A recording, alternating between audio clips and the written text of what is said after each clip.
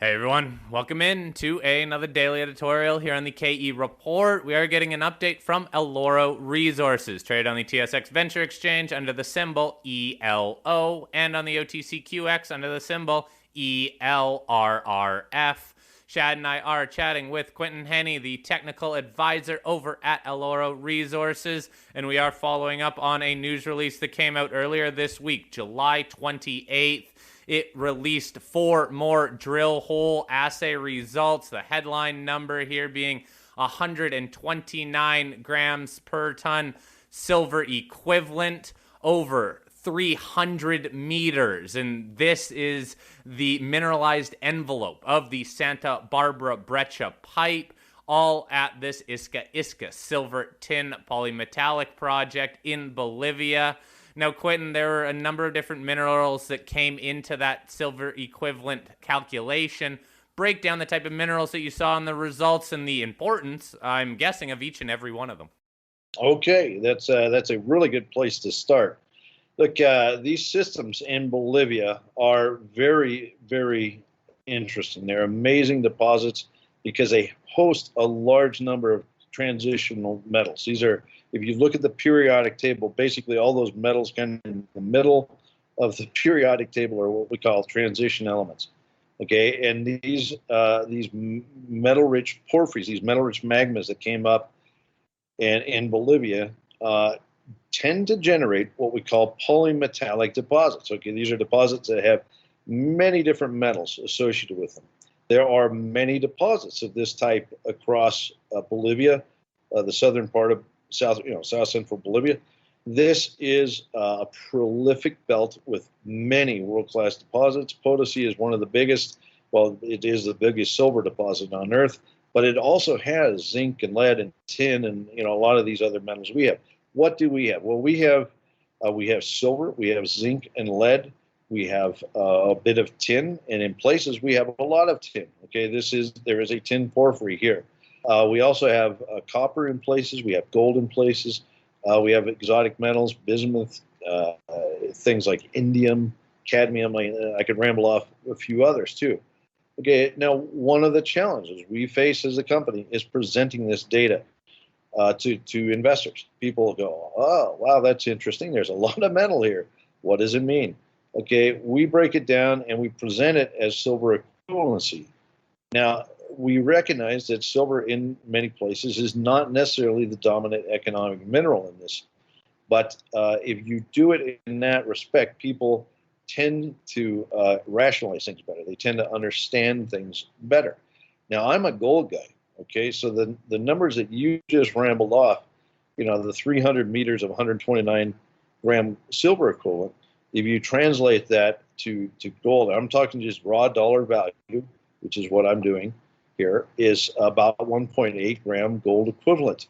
Okay, now if this was a gold dominant system and we could report a number like 300 meters at 1.8 gram gold equivalent, I think most people would get that, like in a heartbeat. I recognize that there are places in this deposit where one metal might dominate over another. For instance, down in the tin part, there's a lot more value in the tin than there is anything else, including the silver. Other places, we have silver combined with zinc and lead primarily. Okay, so the system is zoned. We've talked about it in a couple of news releases recently. That's why we kind of, it's like having an apple in this drill hole and an orange in this drill hole. We try to present this data in a meaningful way to all investors.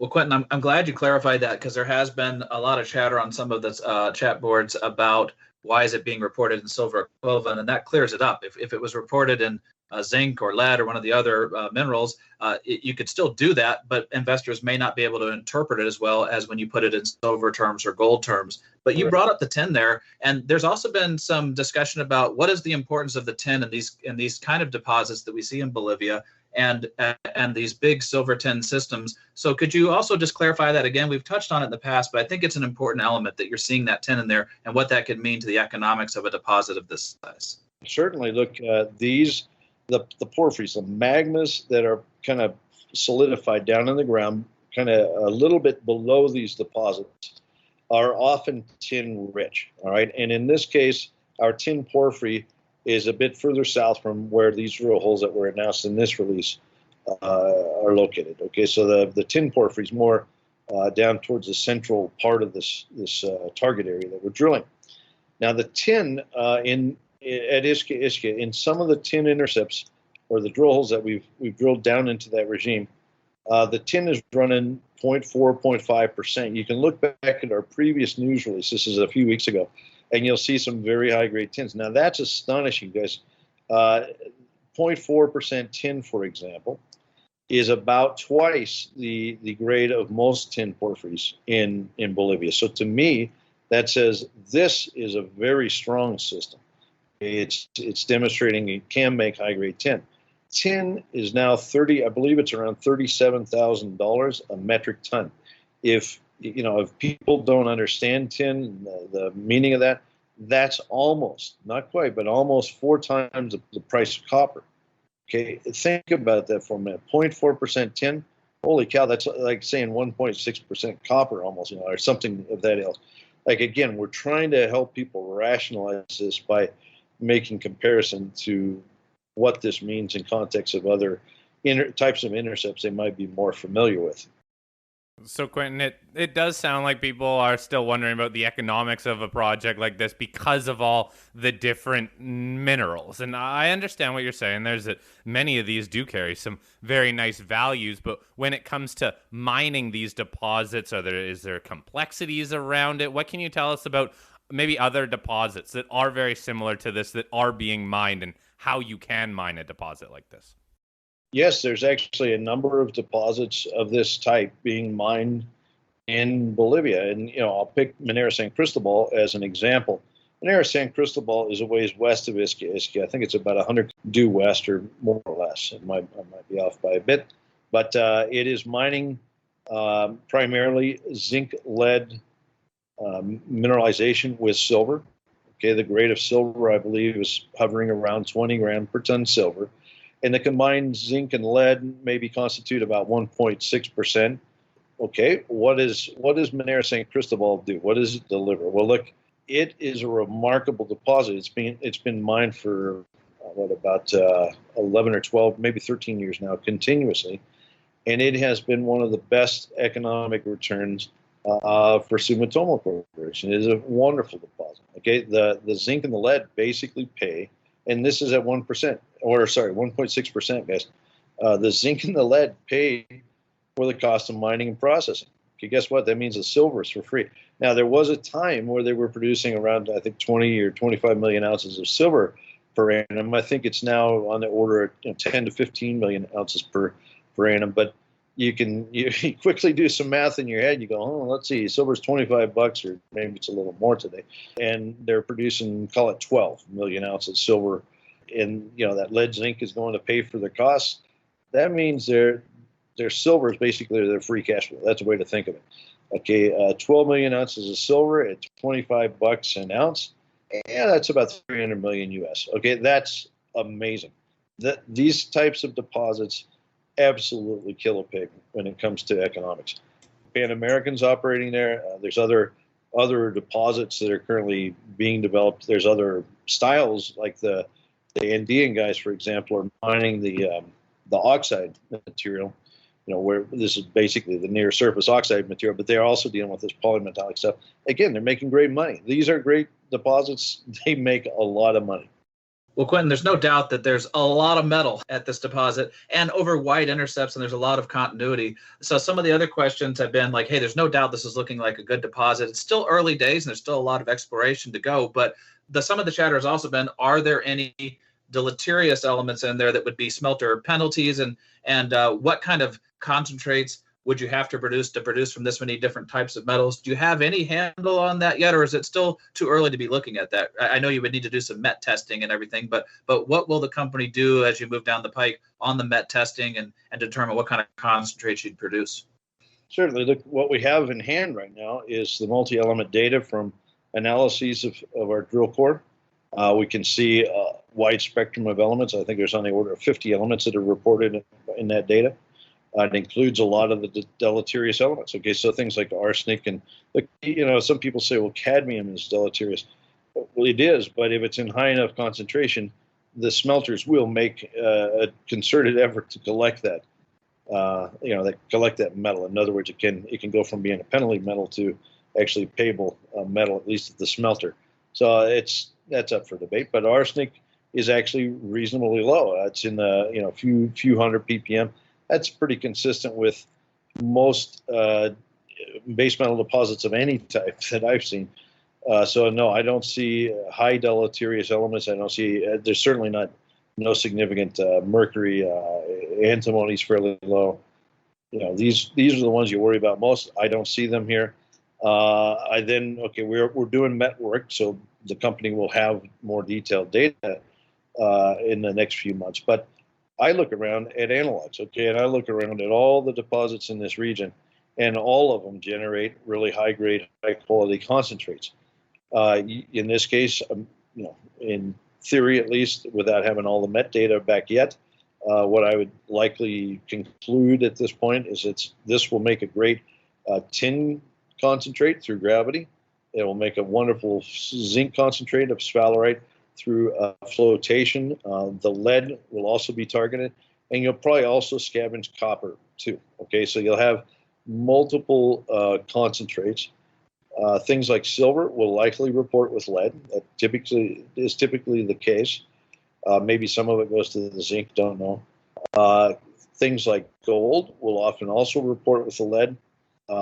We do have a bit of gold here in there. So yes, like all of these metals will basically go down their respective pigeonhole, like in terms of processing. They'll each come out in a flow sheet, a technique that's well defined and is used elsewhere across a number of these deposits in Bolivia.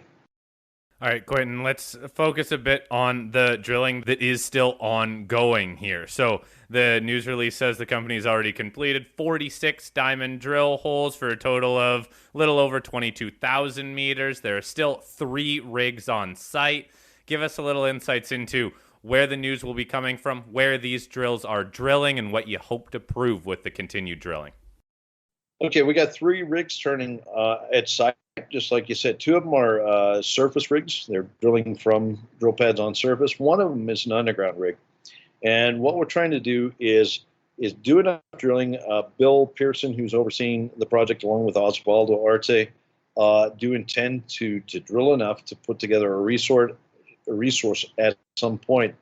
It's going to largely focus on the northern area where we've got most of our drill results like these here back right now. So the underground rig is actually drilling from some small artisanal adits up in that area. There is, historic production or historic exploration through adits, and they're big enough to get a drill rig in. So, like this DHK-18, which was announced today, is actually drilled from underground. All right, so that rig's going to continue drilling. By the way, it saves a lot of meters when you drill from underground. Anyway, it's going to continue drilling that general area to infill and help develop that resource. Now, the 2 surface rigs, one of them's down around the central breccia. It's drilling from surface and testing outwards, looking for the limits of the system. And, it's remarkable, but we have yet to find the limits of the darn thing. Every hole that we drill, we continue to see mineralization. So that surface rig at central, we'll keep drilling a series of radial holes there. And then the other rig, the 3rd rig, which is also a surface rig, is finishing up a series of drill holes down at Porco. Porco is another breccia pipe down at the southern end, or the south margin of the caldera. And it has drilled a series of holes. We've talked about those. A lot of sulfide mineralization in all of those holes. Again, we have yet to find the limits of the system. That rig, once it's done drilling the hole that it's on right now, I believe it's going to move to the area kind of between Porco and Central. The reason is that we believe there is a very well-defined target in this, what we call gap zone between Central Breccia and Porco. So it's going to start testing there. So basically right now, what we're trying to do is really infill the immediate target for resource, but also gradually step out from these with these surface rigs, trying to feel our way out and around this system. ultimately we will define the limits of it. I don't know when, but it's growing and growing every time we drill a hole right now. Well, Quinton, there's absolutely a lot of work going on by the company and a lot of interesting drilling to come. Over the next, let's say, few months, what are the main things investors should keep their eye on, or what's the main takeaway you want investors to get about the work that Eloro is doing on exploration right now? Yeah, look, this system is best thought of as a completely preserved potassium type system. We've demonstrated that now. We've hit tin porphyry. Okay, there's been several news releases in which holes show clearly we have a high grade tin system in places here. We have other areas where we're seeing the zinc, lead, silver mineralization, and bits of gold and copper and so forth. What people have to understand is that we have the entire system preserved here. There is no erosion of significance that's taken it down and say taken off a lot of the cream part of the system. It's still sitting there in the subsurface. I think it's a pristine potassium type system. A remarkable deposit. It's going to take a while to drill out. It's a huge system, but it is an amazing discovery. I think it'll be one of the biggest discoveries of this type in a generation. All right, Quinton, we'll wrap it up here. I'll post a link to that news release so everyone can dive into those results of those 4 holes. And please keep the questions coming. You can email us either at fleck@kereport.com or shad@kereport.com. And we will be having Quinton back on to address any of those questions and also follow up on more drill results. Sounds like they're going to be coming pretty consistently here out of Eloro Resources. Quinton, thanks again for your time. Have a great weekend. Thank you, guys.